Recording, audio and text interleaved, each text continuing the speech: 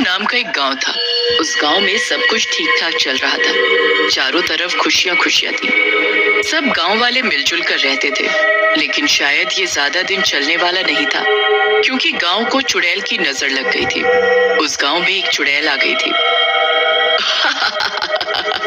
कितना सुंदर गांव है।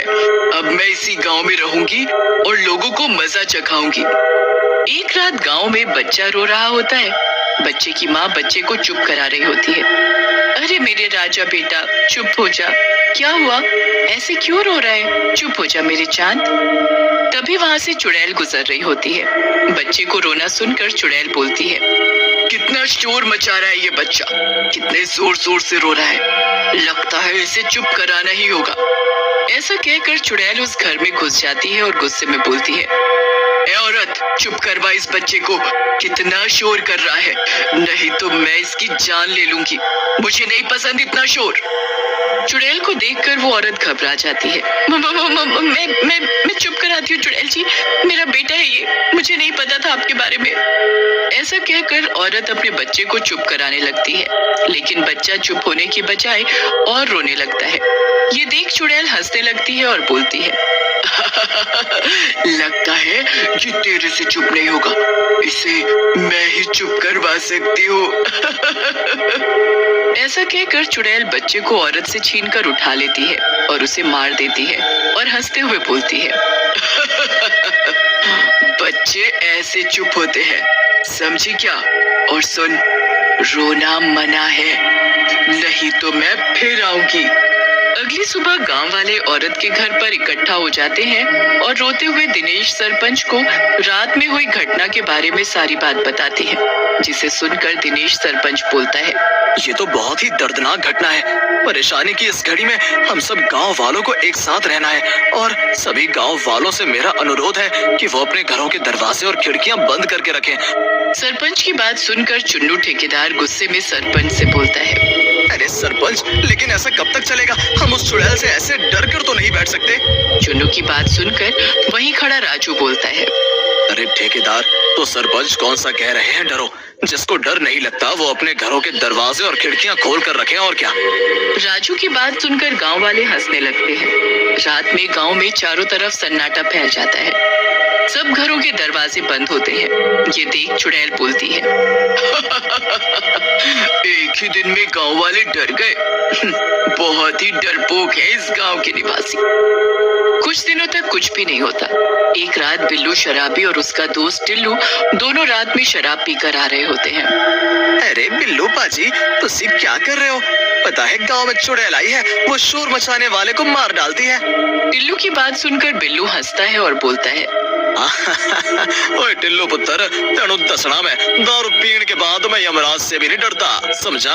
आ लैर दे चुड़ैल नू, मैं देख लूंगा उसनू। अब पुर्रा। बिल्लू भैया, तुसी दिलेर हो, मैं नहीं, मैं तो चला। टिल्लू को ऐसे भागता देख बिल्लू बोलता है, एक से एक फट्टू देखे, लेकिन थोड़े जैसा नहीं देखा टिल्लू, जाओ। लेकिन बिल्लू के शोर शराबे से चुड़ैल, ऐसा कहकर चुड़ैल बिल्लू को मार डालती है और उसकी लाश गांव के एक पेड़ पर टांग देती है और उसके गले में एक तख्ती टांग कर उसमें लिख देती है, रोना मना है। अगली सुबह गांव वालों को बिल्लू की लाश मिलती है। सरपंच बोलता है, मैंने बोला था कि रात में घर में रहो और शोर मत मचाओ, लेकिन मेरी बात मानता कौन है? तब तक राजू वहां आ जाता है और सरपंच को देखकर बोलता है, कब तक ऐसे रहेंगे सरपंच जी? चुप रहने और दरवाजे बंद करने से कुछ नहीं होगा, हमें मिलकर कुछ करना होगा, नहीं तो ये चुड़ैल एक एक करके सबको मार डालेगी। लेकिन राजू, हम क्या कर सकते हैं? वो चुड़ैल है और हम इंसान हैं, हम उनसे कभी नहीं लड़ सकते। तभी वहां खड़ा चुन्नू बोलता है, हम लड़ेंगे और जीतेंगे भी। राजू भाई की बात सही है, हम इस तरह से अपनी मौत को आने का इंतजार नहीं कर सकते।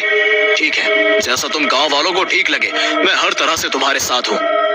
ऐसा कहकर सरपंच वहां से चला जाता है और गांव वाले मिलकर चुड़ैल से लड़ने की योजना बनाने लगते हैं। राजू की बात सुनकर चुन्नू बोलता है, तुम रहने दो भाई, तुम्हारी योजना मरवा कर रहेगी, मैं तो चला, तुम्हारी योजना में मुझे मत रखो। चुन्नू के जाते ही गांव वाले भी वहां से चले जाते हैं। तुम उदास मत हो राजू, मुझे बताओ तुम्हारी योजना क्या है? हमें इस गांव को चुड़ैल से बचाना है। राजू की योजना सुनकर सरपंच जी खुश हो जाते हैं और उसका साथ देने के लिए राजी हो जाते हैं। रात में राजू अकेला ही गांव की चौपाल में आ जाता है और चुड़ैल भी वहां आ जाती है। आज अकेला ही आ गया है तू?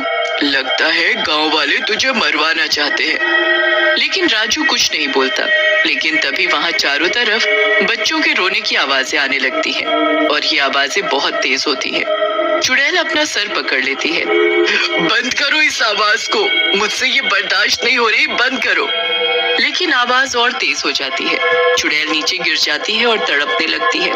तभी वहां चुन्नू, सरपंच और बाकी के गांव वाले भी आ जाते हैं। चुन्नू राजू से बोलता है, अरे राजू भैया, ऐसा क्या किया है आपने जो ये ऐसे तड़प रही है? क्या हुआ इस चुड़ैल को? चुन्नू की बात सुन सरपंच ही बोलते हैं, चुन्नू मैं बताता हूँ।